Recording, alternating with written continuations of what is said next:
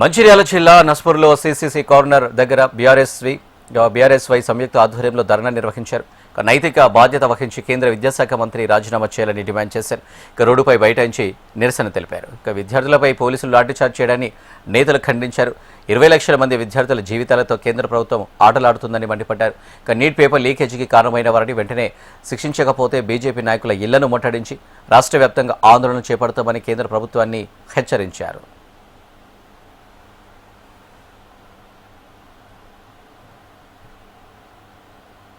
వారం రోజులుగా కేంద్ర ప్రభుత్వం చేస్తున్న వైఖరిని దేశమంతా గమనిస్తూ ఉన్నది.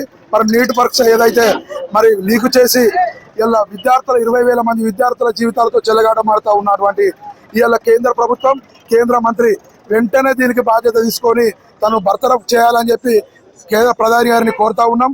ఇలా బీఆర్ఎస్ పార్టీ ఆధ్వర్యంలో పెద్దలు నడిపేలు విజిత్ గారి ఆధ్వర్యంలో మంచిర్యాల జిల్లా కేంద్రంలో పెద్ద ఎత్తున ధర్నా కార్యక్రమం చేయడం జరుగుతూ ఉన్నది.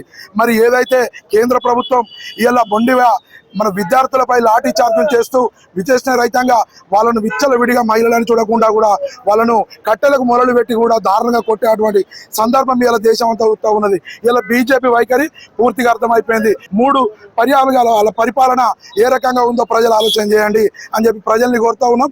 ఇలా ప్రజాస్వామ్యబద్ధంగా వాళ్ళు చేస్తున్నటువంటి ధర్మను వాళ్ళను ఒక వినూత రీతిగా పోలీసులే బండలేసి కేంద్ర మంత్రి ఆ రకంగా మరి హోమ్ మినిస్టర్ అమిత్ షా గారు వాళ్ళే దాడులు చేస్తూ ఇలా విద్యార్థులపై విచిత్ర రహితంగా దాడులు చేస్తూ వాళ్ళని గాయాలపరిచిన తీరు యావత్ దేశ ప్రజలందరూ కూడా గమనిస్తూ ఉన్నారు.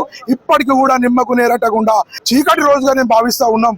ఇలా బీఆర్ఎస్ పార్టీగా దున్నచాటుగా పార్లమెంటుకు తాళమేసి పారిపోయినటువంటి కేంద్ర ప్రభుత్వం దీనికి సమాధానంగా దీనికి సంబంధించిన కేంద్ర మంత్రి విద్యాశాఖ మంత్రి వెంటనే రాజీనామా చేయాలి, లేకపోతే ఇలా జరిగేటువంటి క్యాబినెట్లో తనను బర్తరఫ్ చేయాలని చెప్పి కేంద్ర ప్రభుత్వాన్ని డిమాండ్